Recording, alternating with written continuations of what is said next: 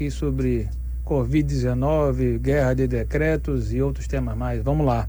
Começar falando aqui que o Rio Grande do Norte exige a taxa de ocupação de leitos críticos para a Covid na ordem de 95,3%, com a região oeste com 98,9% de ocupação. Não é isso, Danilo? Exatamente, Felipe. Os índices ainda preocupantes, né? Mesmo com as medidas tomadas, mesmo com o isolamento social aí registrado no último domingo, ainda é muito alto a ocupação de leitos de UTI, ainda não reflete aí nenhuma melhora. O governo está tentando abrir os leitos, mas ainda também tem tanta gente na fila de espera, né? Já, se eu não me engano, já tinha quase 100 pessoas na lista de espera. 91 pacientes, né? Espera, não é isso? 90, passando por 90. Tá, vamos lá, vamos abrir nossa conversa com o vice-governador e eu, contextualizando e trazendo tanto o ouvinte quanto o espectador do YouTube, vice-governador, começo lhe perguntando o seguinte: na primeira curva, na primeira onda da pandemia, o Rio Grande do Norte chegou a dispor de quantos leitos efetivos de UTI para combater a Covid-19 naquela ocasião?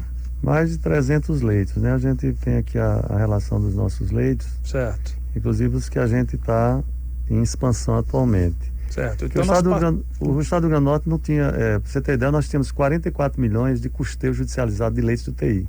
Então, se você tivesse uma cardiopatia, um problema cardiovascular... Por que se trata isso? São leitos que a Justiça... Exatamente. As pessoas entravam individualmente que não tinha vaga e você tinha que pagar, então, esse leito na rede privada. Então, a grande inteligência da liderança da governadora Fátima Bezerra, quando teve aquela deserção na licitação para o hospital de campanha, é que nós vimos que já estava na disputa global de insumos, de equipamentos, que aquele modelo tradicional não se viabilizava. E nós tínhamos um problema interno, que era um estado que não tinha leitos na sua rede interna. Então nós construímos o nosso hospital por dentro da rede, porque nós temos hospitais regionais que são estruturas grandes, mas que eram subutilizadas. Então nós fomos para Mossoró fazer essa reestruturação, fomos para João Câmara, Currais Novos, Caicó, saímos de Natal e criamos pela primeira vez uma regionalização de leitos de UTI. E quando a gente começou, o que o doutor Fernando é interessante, porque o que o doutor Fernando fala sobre a rede privada se aplica à rede pública. Nós tínhamos uma coisa represada que eram as chamadas cirurgias letivas. Nós pegamos um passivo de mais de 10 mil. Então, quando nós começamos a organizar essas cirurgias, vem a segunda onda, exatamente como ele fala. Que muita gente ficou falando que a gente tinha fechado leitos de UTI. Nós não fechamos leito de UTI. Você tem um hospital da polícia, por exemplo, que depois que passou aquela onda mais intensa na primeira fase, a gente começou a levar as cirurgias vasculares para lá. Já estava planejando as urológicas também. Então, você dá uma freada e agora nós vamos botar 10 leitos de UTI de novo no Hospital da Polícia Militar. Deixa eu só então, são esses manejos que ele bem explicou na rede privada e que faz na rede pública. Na primeira curva, o Rio Grande do Norte chegou a um ápice de quantos leitos de UTI? Mais de 600 leitos. Do quais 300 e pouco, que você chama os leitos críticos, que é um UTI, e também tem os de retaguarda, como eles chamam, que são os leitos clínicos. Após o declínio da curva, foram reduzidos para quantos leitos? Ou remanejados para quantos leitos? Nós passamos para mais de uma centena quando começamos a remanejar, que é o que a gente está de novo agora repondo uma redução e ampliando. De 100 leitos. Um pouco mais de 100 leitos.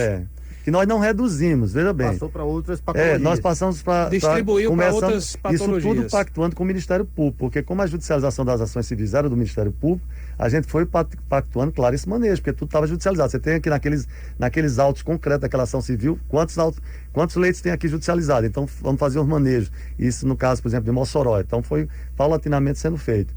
Agora fomos arrebatados aí no final do ano. Por que eu estou querendo construir esse raciocínio, vice-governador? Porque o que se discute muito aqui, o cerne da questão aqui, se ancora basicamente na questão de número de leitos. Aquela questão, fechou o leito, ou não fechou, abriu o leito, ou não abriu o leito. Então, só para entender, nós saímos do número de 600, chegamos a um número de 600 leitos aproximadamente, e 100 foram remanejados, caímos para 500. Aí hoje a nossa realidade, nós restauramos com quantos leitos efetivos para enfrentar? Nós já restauramos mais de cento e poucos leitos, né? Então já se voltou. Hoje, por exemplo, a secretária de saúde foi bem pedagógica nas entrevistas que ela tem dado. E nós já estamos, por exemplo, o João Machado. Imagina você pegar um hospital como o João Machado, você criou 35 leitos de UTI lá, uma coisa fantástica. E nós temos possibilidade, hoje estamos lutando por mais 40 para instalar. Qual é o problema que o doutor Fernando está explicando? Nós estamos vivendo uma fase que os profissionais estão exaustos, você não tem recursos humanos, você está lutando para isso, para fazer escala de trabalho. Os respiradores, por exemplo, o ministro Pazuello tinha prometido à governadora mandar 40, mas está mandando só ventilador, porque o respirador mesmo não tem. Ele já tinha dito que bomba de fusão está faltando. Então, quer dizer, é uma luta dentro do mercado cada vez mais escasso, porque a característica dessa segunda onda é que naquela primeira fase você tinha algumas regiões ficavam bem vermelhas enquanto outras ficavam mais amarelas. Agora está havendo uma generalização do fenômeno, de forma que tem estado que já não consegue mais socorrer o outro. Então, isso que ele falou sobre a rede privada, eu estava escutando atentamente, se aplica também ao que acontece na rede pública. Por isso que ele apela aí para a questão do isolamento social, do distanciamento, porque não há condição de se criar leito, porque leito de UTI é um leito, como ele disse, complexo. Você não monta do dia para a noite, porque você tem que ter a bomba de difusão, você tem que ter o monitor, você tem que ter o ventilador e tem que ter a escala de trabalho médico, que isso tudo é coisa limitada, inclusive no mercado. O anestésico, o mesmo anestésico que você vai usar na cirurgia eletiva, é o anestésico que pode faltar para socorrer o paciente para ser entubado no Covid. Esse é o mundo real. E que já tem ameaça de falta também. Esse é o mundo real, por isso que é incrível a gente ainda a essa altura do campeonato, em que o Brasil passou dos 260 mil mortos. Você falou do número de mortes hoje, que também surpreendeu. Bateu o recorde mais uma vez, e nós estamos numa vacinação de que percentual? Quanto de percentual da população brasileira foi vacinada Menos agora? de 4%. Menos de 4%. Então, como é que alguém pode chegar aqui num microfone 1972 e falar pessoas. que tem governador fechando comércio? Ninguém está fechando comércio, atingindo a atividade de comércio. O que está impedindo o funcionamento normal da sociedade é um monstro chamado Covid, que vem agora em cepas novas, ceifando vidas não só dos idosos e das comorbidades, mas agora ceifando a vida dos jovens, dos filhos. Então, é isso que o doutor Fernando está chamando a atenção e que todos nós precisamos. Hoje, a grande aliança do Brasil está sendo feita pela justiça, pelos cientistas e pelos governadores que estão coordenando, na ausência de uma coordenação nacional, porque o Brasil está agonizando nessas filas. Um estado como o Rio Grande do Norte já passado 90, são 90 famílias sofrendo e a família, os amigos sofrendo, torcendo para chegar o momento daquela pessoa, e muitos não chegarão. Então é por isso que nós não podemos confundir as coisas. É o Covid que vem em primeiro lugar. É ele que está impedindo o funcionamento da normalidade e que levou a todo esse debate na sociedade. A ponto do prefeito de Ceará Mirim hoje, desesperado, porque a situação dele é desespero. Quantos leitos ele tem lá para acomodar? E a pessoa mora num município concreto, ela bate na porta e quer resolver, quer que o prefeito resolva, quer que o vereador resolva. Então esse é o ambiente que nós estamos vivendo de guerra, que alguns insistem em negar essa realidade. Veja bem, a gravidade da realidade, a gente vem falando aqui cotidianamente, aqui no Repórter 98. Se você puxar dias anteriores aqui, eu mesmo na sou sua que pauta, eu vi você muito sério conduzindo essa pauta. Não claro. É fácil abrir leito de UTI, eu tenho certeza disso. Também sei que leito de UTI é uma rede relacional que vem a partir do governo federal e vai bater até no município, que tem que ter ida e volta, não tenho dúvida com relação a isso. Mas, ao mesmo tempo, eu acho que existe uma falha de comunicação de se explicar. Como eu estou lhe fazendo uma pergunta básica, quantos times, como passamos a ter?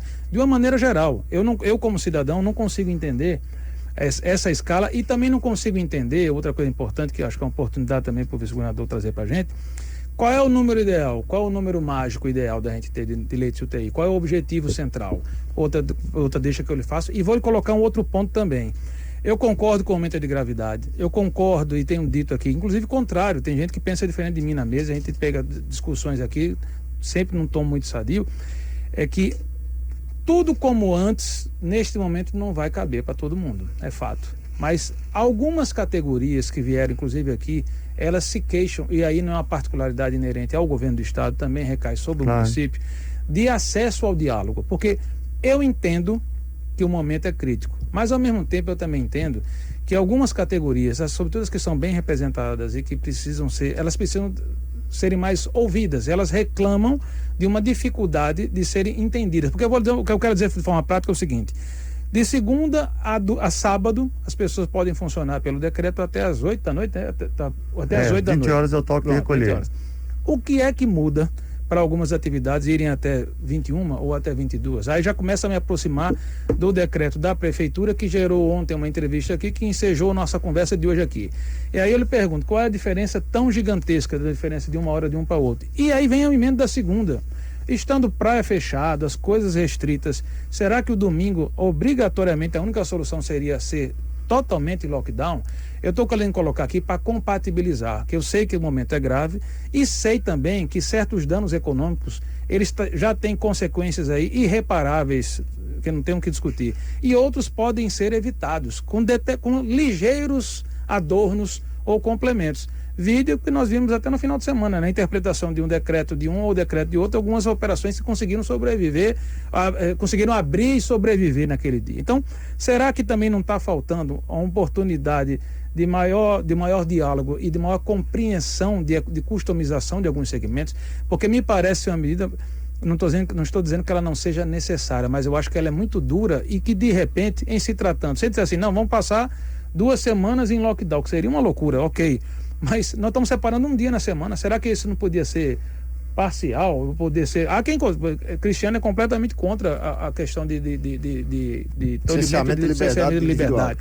Mas eu estou colocando aqui, nós trouxemos o presidente da Brasel, trouxemos o presidente da BH, e eles foram muito assemelhados na construção do discurso, dessa dificuldade de entendimento. Aí já entrando na conversa, para deixar você falar, que eu entrevistarei você, não sou eu. Lembrando que eles vamos ver se eu falo lá. Você vai falar. Diga, e a perspectiva deixa eu de falar. recuperação é 2025. Pronto. Mas comece, meu caro, o raciocínio a gente tem que inverter. Se você for olhar, você acha que um prefeito como da cidade do Rio de Janeiro, ele está fazendo um decreto para interromper as atividades na orla do Rio de Janeiro às 17 horas, porque ele tem outra saída? Então, nós temos que inverter o direito. A Constituição piramidalmente pensada, a primeira garantia que tem lá é a da vida. Essa que é a questão. Se papai fosse mamãe, eu tinha 2 mães. Se nós tivéssemos um país que tivesse uma coordenação nacional no combate ao Covid, se esses que estão hoje reclamando com muita propriedade, porque estão perdendo receita, se esse tivesse dirigido para o canto certo a sua resignação, de um país que não se preparou nem para enfrentar a pandemia, nem por um plano nacional de vacinação, num país continental, o problema é que os que reclamam estão dirigindo a voz para um lugar errado.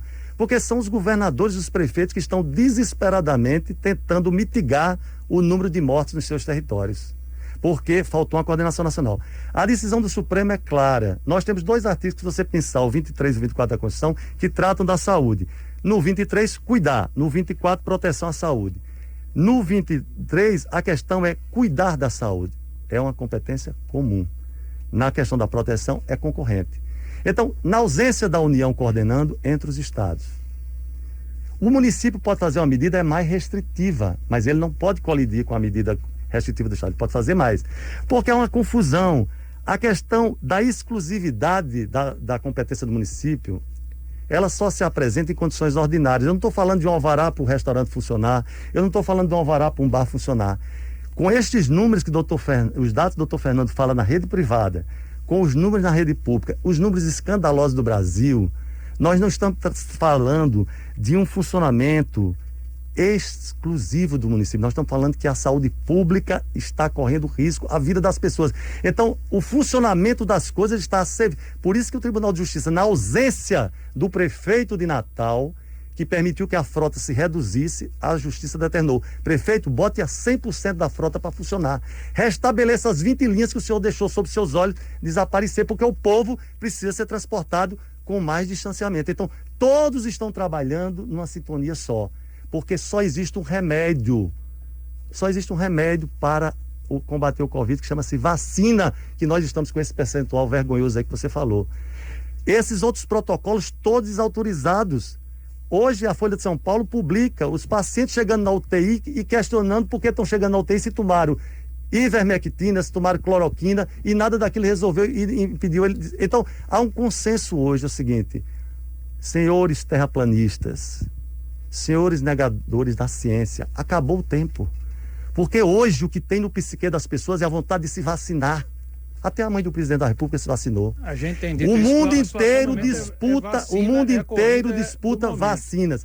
Mas, você noticiou aqui o que é que Sá disse? É com o médico. Na ausência da coordenação nacional, o Congresso Nacional mais uma vez assume protagonismo.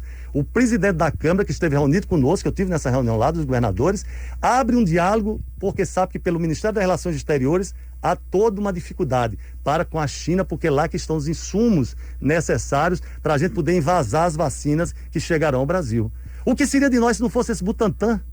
Você veja esse percentual de vacina, se não fosse o nosso Butantan, se não fosse a Fiocruz. Então nós temos que entender que esse tempo da negação acabou, porque a realidade se impôs. Só a vacina consegue realmente. Fora a vacina, o que é que se pode fazer? O que os governadores e prefeitos desesperadamente estão fazendo. Vamos diminuir, porque diferente do que muitos estão entendendo, e por isso que a governadora é valente, é coerente e sempre dialogou com esse setor, é o seguinte: nós não queremos lockdown, pelo contrário. Quando os governadores assinaram aquela carta, eles disseram: nós teremos que tomar medidas que prejudiquem o menos, ou que interrompam o menos possível. Como fazer? Surgiu então a ideia do toque de recolher. Diminuir as horas. O que nós estamos dizendo aos empresários, empreendedores, que entre parar tudo, é melhor a gente reduzir as horas de funcionamento das atividades para permitir a sobrevivência. Por quê? A governadora tem dito: lockdown sem segurança alimentar, num país em que existe toda uma população de vulneráveis, sem o auxílio emergencial ainda no bolso das pessoas, como pensar nisso? Então não existe lockdown na nossa pauta. O que é que a gente pode fazer? Diminuir a circulação das pessoas. Aí eu lhe pergunto, e eu digo que eu fui andar com ela. Para o supermercado no domingo. Aquele cidadão, que vamos supor que o supermercado não abre no domingo, porque no domingo agora esse último até abriu, né? Não havia ainda uma divergência com relação ao decreto, abriu. O cidadão... Quem abriu? O supermercado. Não, mas o supermercado pode, são serviços essenciais, eles podem abrir. Eu quero dizer, a sensação do cidadão ao ter uma restrição é a de alimentar uma ansiedade e correr e terminar aglomerando mais, que os supermercados, por exemplo, à véspera do lockdown do domingo, eles estavam cheios. As imagens circulando em rede social na sexta, no sábado, houve uma concentração no supermercado com medo de não poder sair no domingo. Então eu lhe pergunto, entenda bem, nós estamos aqui tentando buscar um entendimento, um equilíbrio para conseguir compatibilizar uma coisa com a outra. Eu volto a perguntar: o lockdown é a partir de 9 da noite, 8 da noite, 9 da noite. Nossa, o toque de recolher é 20 horas. 20 horas. E não é lockdown. Toque de recolher não é lockdown. 20 horas. Há uma diferença operacional prática que isso fosse estendido até as 10, como é um pleito da categoria de restaurante, por exemplo? Sim, e eu faço um desafio a você. Ontem à noite eu fiz circular. Sim. Eu circulei com a governadora no sábado, fomos ver a questão do toque de recolher. Eu vi pelas redes sociais. E ontem eu fui a Ponta Negra. Você precisa ver o que aconteceu ontem em Ponta Negra. O que acontecia? A aglomeração das pessoas depois das 20 horas. Meu amigo, como é que naquele momento as pessoas estão agonizando numa fila de um hospital, desesperada atrás de uma das vagas, disputando, e você está fazendo festa em torno de quê? Do luto dos outros?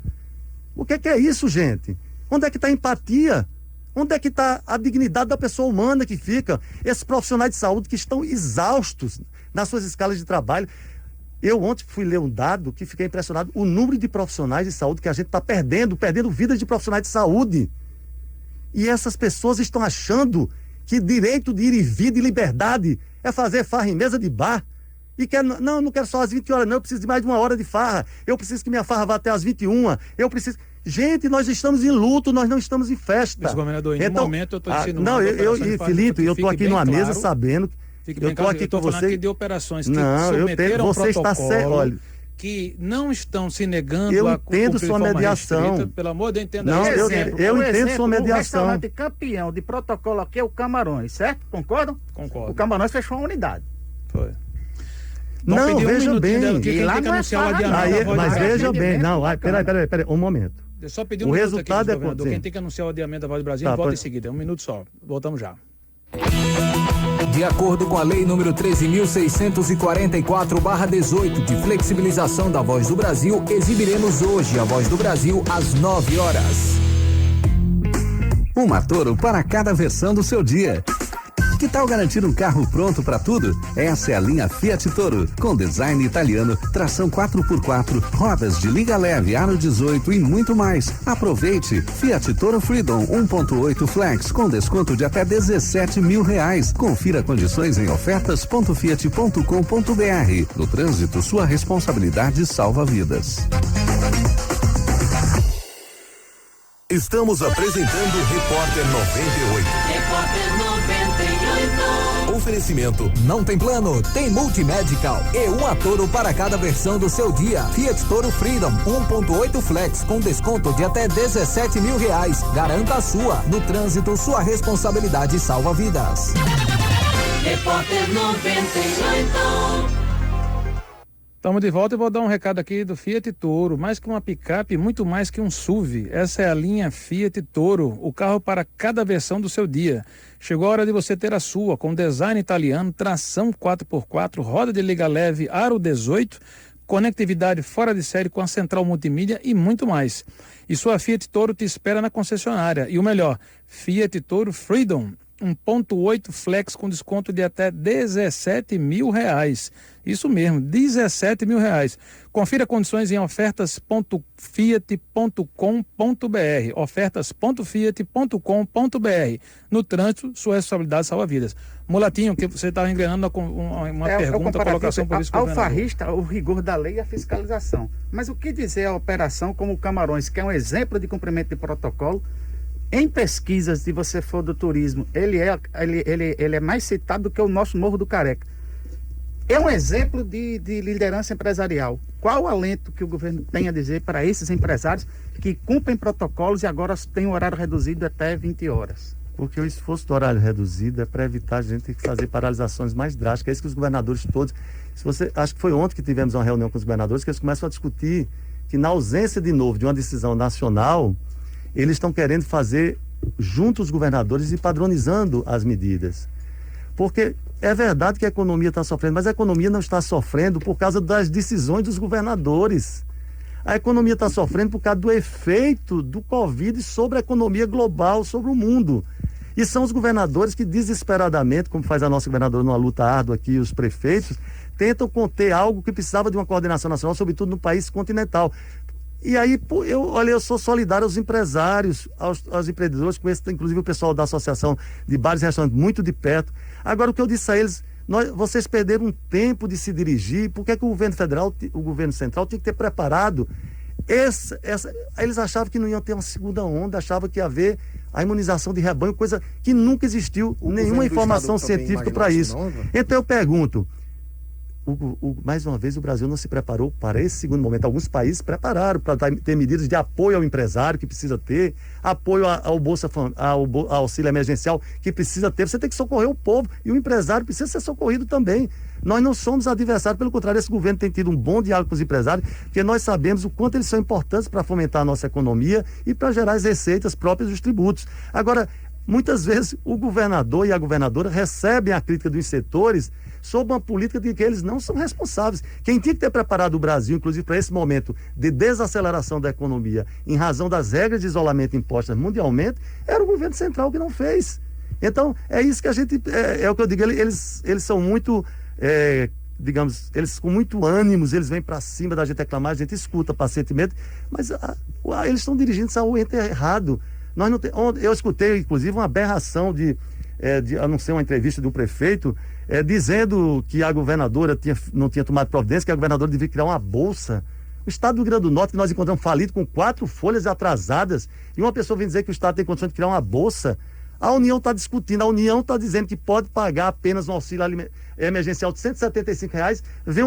Acho que foi o prefeito, não sei, aqui de Natal, que foi dizer que a governadora devia criar bolsa. Então, em que mundo nós estamos?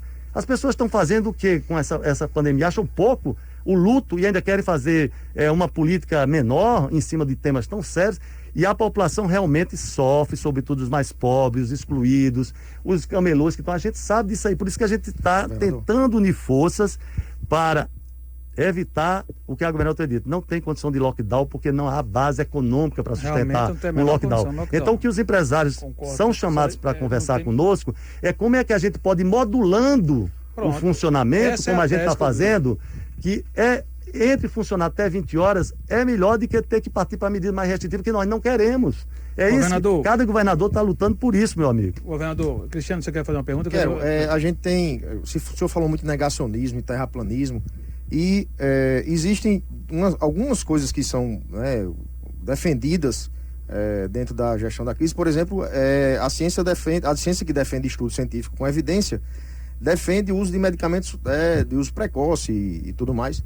E a gente vê o governo do estado usando medidas que não têm comprovação científica. Há um questionamento absurdo em torno de lockdown. Por exemplo? De lockdown não ter comprovação científica, as pessoas questionam se ele realmente é eficaz, se resolve o problema ou não. E a gente tem estudos científicos comprovando o uso da ivermectina no tratamento precoce e até algumas vezes profilático. E a gente vê o posicionamento, inclusive, de um comitê científico estadual, agindo totalmente contra essa que é a ciência de estudo científico, de papel científico, de paper e publicação científica. Por que o governo do estado não defende essa questão que se diz defensor da ciência não aplica também o que a ciência vem comprovando como eficaz. O que, por exemplo? Ivermectina, por exemplo. Não, nós não estamos para matar piolho não, gente. O Covid não é um piolho. Mas o Covid, veja bem, o Covid foi estudado, o DNA, a estrutura molecular dele está sendo estudado, inclusive de uma forma revolucionária, por cientistas brasileiros que têm dado uma grande contribuição. Como é que a gente está dizendo que ivermectina está comprovada? Aonde? Se todo o protocolo internacional... Não, pegar dinheiro público... Não, entenda, a gente está falando de ciência, eu não estou me apegando politicamente à defesa de remédio. Existem publicações científicas, né? Mundo afora, o Japão está discutindo o uso da qual é o país? O que você está colocando é além disso, no meu entendimento. Você não está fazendo defesa que o governo compre a ivermectina para distribuir. Isso. Você está colocando porque o governo prioriza na sua linha de comunicação o combate à possibilidade da medicação. Vou dizer porque é simples. Por quê, Vou dizer é simples. Porque a pessoa que está sendo induzida erradamente a consumir medicamentos que não tratam do Covid, não cuidam, elas se sentem imunizadas artificialmente e se sentem mais lançadas para ir para a rua e se movimentar como fizeram esses embalos todos. Alguma pesquisa confirma isso? Os embalos do final do ano? Existe alguma pesquisa que confirme que essas pessoas estão dizendo, assim, pesquisando entre as pessoas, agora, elas estão dizendo... Sim, hoje mesmo... a gente consegue aonde estatisticamente mostrar que existem pessoas... O que é que a Folha de São Paulo está dizendo? A Folha de São Paulo não... ou a Folha de São Paulo ou qualquer outro... O que é que ele está dizendo? Que os médicos agora estão escutando isso dentro da UTI. Ou seja, então aquelas pessoas acreditavam que estavam protegidas e estão exatamente se mostrando surpresas por estar dentro da UTI porque tomaram protocolo desse tipo. Isso não quer dizer, veja bem, isso não quer dizer que o infectado pelo Covid não recebe algum tipo de medicamento, que é uma coisa absolutamente diferente.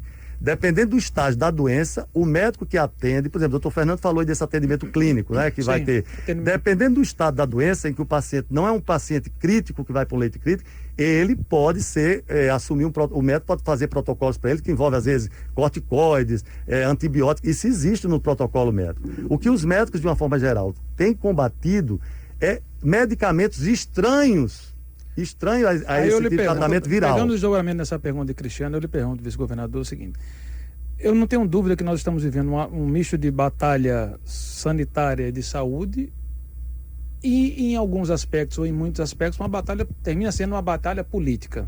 Aí eu lhe pergunto, na hora que qualquer sinalização de um ente, ou federal, ou estadual, ou municipal, no tocante à medicação, não seria acirrar a batalha política, quando na verdade um papel nesse sentido deveria ser, como sempre foi, um médico que indica ou um médico não indica?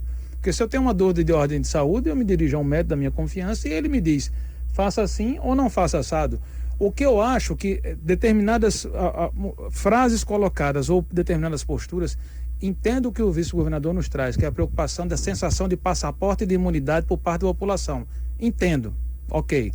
Mas também entendo que na hora que, numa entrevista coletiva, se abertamente ou como prioritariamente se defende o não uso de assunto A ou B, ativa um comportamento de origem política que termina nos levando a um acirramento de um problema que já não é pequeno. Aí eu lhe pergunto, será que não é também um papel, entrar numa esfera ou num papel que poderia ser evitado e deixar a coisa mais polida, mais arredondada, e na mão de quem sempre decide, que são os médicos? Exato, por isso que a governadora Fátima Bezerra, ao lado dos governadores, defendeu o quê?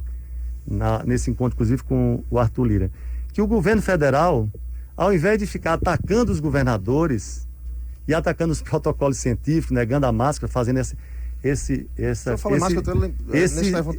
circo agora, quer dizer, você sai daqui sem máscara, chega em Israel numa visita e sofre um constrangimento diplomático daquele, mostrando que existe por parte do governo federal, na verdade, na área da comunicação, a anticomunicação científica, que é isso mesmo. Quem provocou a comunicação para induzir a população erradamente a não usar máscara, se aglomerar e se entupir de cloroquina foi o governo central. Por isso que os cientistas reagiram a isso com a responsabilidade que tinha, os principais infectologistas, microbiólogos, biologistas que temos no Brasil, que estudaram essa parte do Covid, foram para dizer à população que essa não era uma verdade científica.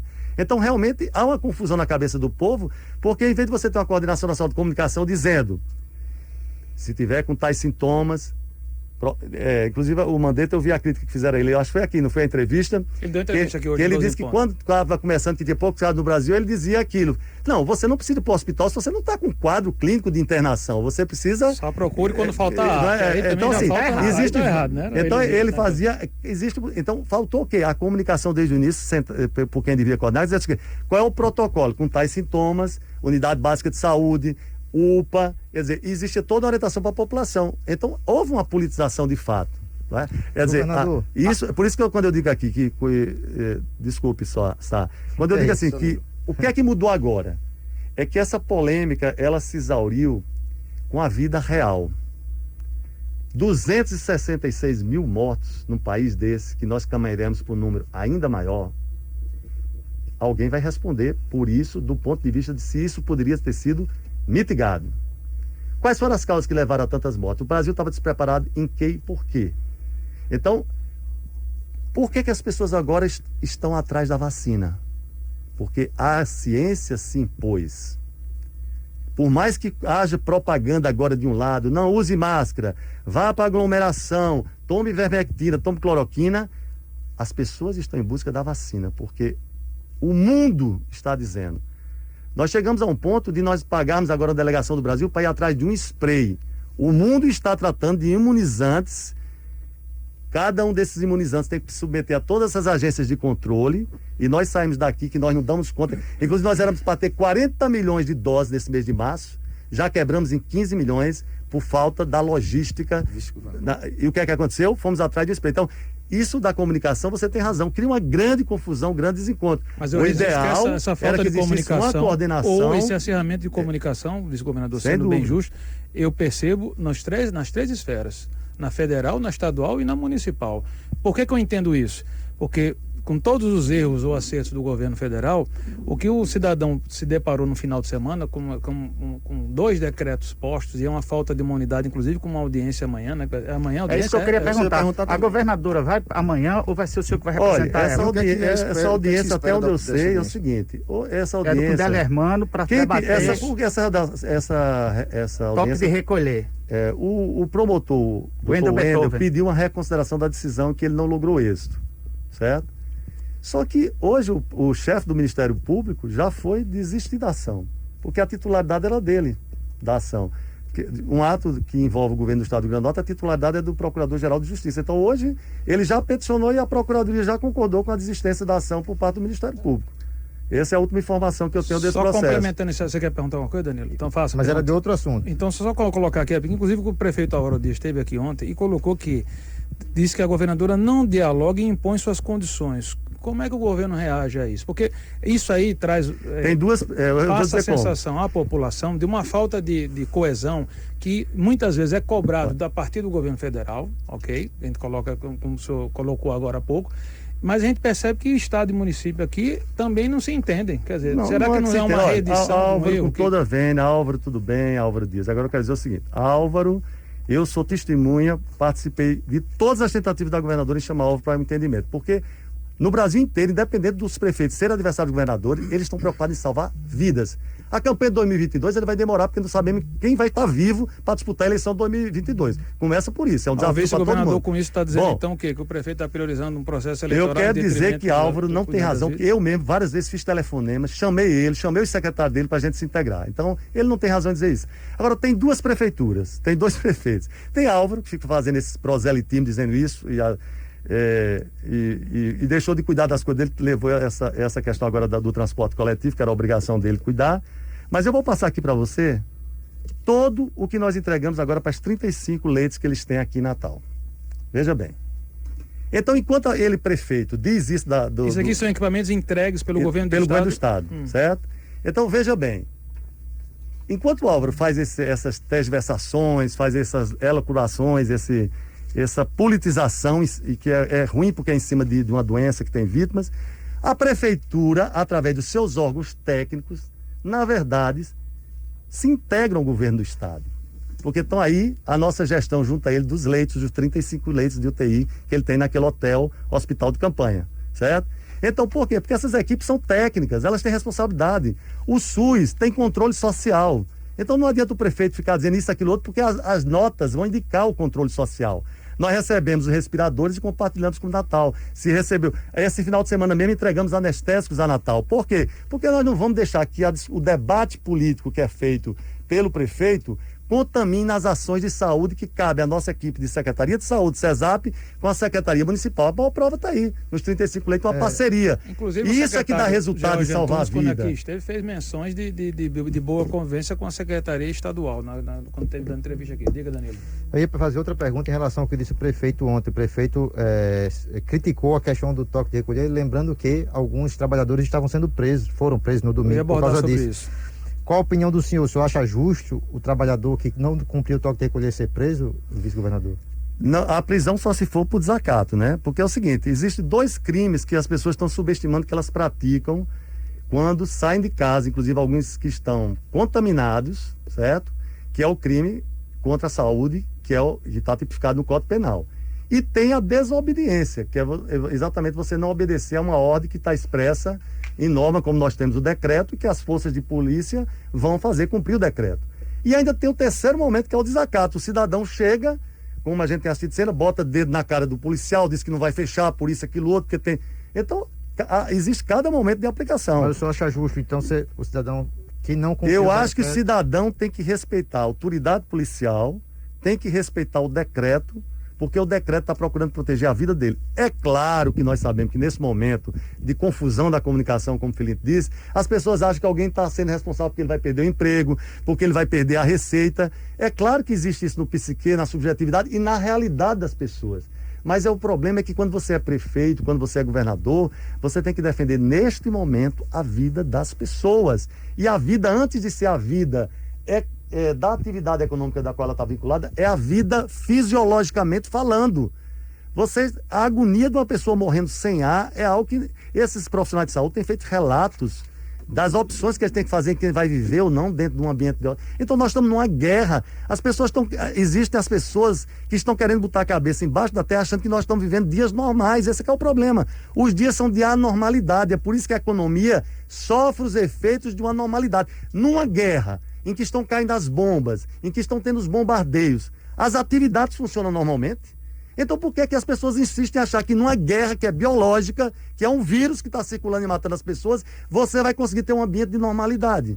Então é disso que nós estamos tratando. Infelizmente, ninguém queria estar numa situação dessa. Deixa eu lhe fazer uma pergunta aqui. O governo federal tem faltado ajuda, como é que tem sido o comportamento do governo federal perante a pandemia junto ao estado do Rio Grande do Norte? Eu acho que ele vai responder futuramente por prática de crime contra a saúde, porque na hora que todos os pronunciamentos que ele faz de estimular a desobediência, o que é a desobediência civil? A desobediência civil não é essa desobediência que eu falei agora da abordagem que nossos policiais, inclusive aqui eu quero elogiar a forma, a conduta da nossa polícia, que é sempre pedagógica, de abordar, de orientar, e a desobediência decorrente disso, eu não estou falando. Então, a desobediência civil, ela tem um conteúdo político, é o que você falou, foi politizada a ideia. Bom, para ter meu sucesso político, eu vou ter que levar isso até o fim, ou seja, não vou apoiar o isolamento social, não vou apoiar. Por que ele não apoia o isolamento social? Porque ele sabe que o isolamento social implicaria o governo ter uma plataforma de acudir o seu povo economicamente. Não uso de máscara, desdenhou das vacinas, inclusive da do Butantan, que terminou a própria mãe dele tendo que tomar da vacina, certo? Desdenhou. Disse que a vacina ia transformar as pessoas em jacaré, por exemplo, entre as reações que ele disse. E você acha que isso vai ficar por isso mesmo? Falta o recurso. Isso que eu ia perguntar, faltou verba do governo federal para o estado, vice-governador? Claro que os recursos são insuficientes. Nós, inclusive, já temos 3 estados judicializados e nós dissemos isso ao ministro. Os leitos precisam ser restabelecidos. Nós temos que habilitar os leitos. Os leitos de UTI. O de UTI. Quem vai pagar por esses leitos que nós estamos abrindo? A habilitação. Então foi feita uma discussão com o Ministério da Saúde para que esse dinheiro chegue. Tem estados que já judicializaram porque o dinheiro não está chegando para pagar. E nós vamos ter que ter o mesmo caminho, porque o custeio desses... para apresentar aqui de qual era a ajuda federal e a quanto foi reduzida a nível de suporte econômico para a viabilização desses leitos de UTI? Não, mas eu acho que vocês podem trazer até a secretária de saúde aqui que tem esses dados com toda a perfeição, né, o percentual que eu disse. Eu acho que é uma pessoa mais até habilitada, doutora Maura, doutor... Cipriano Maia. Ele veio aqui semana Eles explicam bem esses números, né? O governador teve numa reunião com a produtora da Sputnik. O governo vai comprar as vacinas? O governo foi muito cético no início, mas o que é que foi bom nessa reunião na União Química? O papel do Elton, coordenando o Fórum de Governadores, foi para cobrar da União Química o seguinte: fora os 10 milhões que vocês contrataram com o fundo russo, qual é a capacidade que vocês vão ter realmente de manter alimentando o Plano Nacional de Imunização? E essa reunião teve um dado importante, porque compareceu essa reunião o principal assessor do Pazuello, Ayrton Cascavel. E ele disse lá com todas as letras, porque é isso que acontece. Enquanto o presidente diz aquelas coisas, quem está com a responsabilidade aqui do Ministério da Saúde, o Ayrton Cascavel, um ex-deputado, um homem muito experiente, sabe que tem que dar respostas reais ao povo. Então ele disse, naquele momento: toda vacina que for encontrada disponível para compra, o Ministério vai comprar. Por quê? Porque ainda há um grande pacto que não foi quebrado. Dória tentou dar um passo nesse sentido, mas recuou, de que não é possível fazer uma corrida de Estado rico compra mais em detrimento dos mais pobres. Então, quem comprar e encontrar pactuações, traz para dentro do Plano Nacional de Imunização e o governo federal faz o reembolso. Isso, Ayrton Cascavel, terça-feira passada, assumiu diante dos governadores presentes e diante do representante da União Química. Então, isso foi muito importante a gente saber que não haverá uma corrida desenfreada, porque nós precisamos trazer para o Brasil as vacinas e continuar esse plano de imunização. Não perder o contexto federal. Exatamente, contexto federativo. Inclusive, o senhor falou do consórcio Nordeste aí, que agora chama Fórum dos Governadores, né? E a população pode confiar. A gente confiou ao consórcio Nordeste a compra de respiradores, que levou a gente a levar um calote de uma empresa aí de 5 milhões. A gente está confiando no consórcio Nordeste para confiaria esses 16 milhões para a compra de outra vacina aí. O cidadão pode ficar tranquilo que a gente dessa vez vai conseguir. Esse fórum foi o fórum de todos os governadores do Brasil, certo? Não é um consórcio para comprar, até porque por essa experiência e outros estados levaram calotes, não foi só de respirador, foi de vários outros insumos, porque numa globalização de insumos existem empresas corretas e empresas que depois se revelam incorretas. Isso é um processo da própria globalização da economia, numa disputa de insumos que estavam quase todos concentrados no Oriente, notadamente na China. Então, o que ficou claro é que as compras serão, a ideia não é mais criar uma figura jurídica para comprar, mas é encontrando haver a compra direta.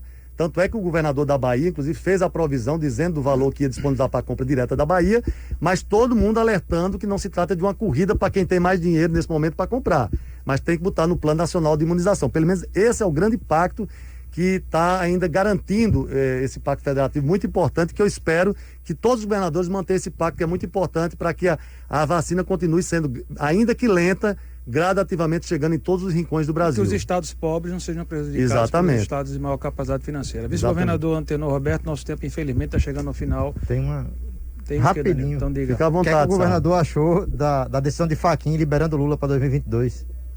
Eu acho que a decisão de Fachin é menos importante que a decisão da segunda turma hoje.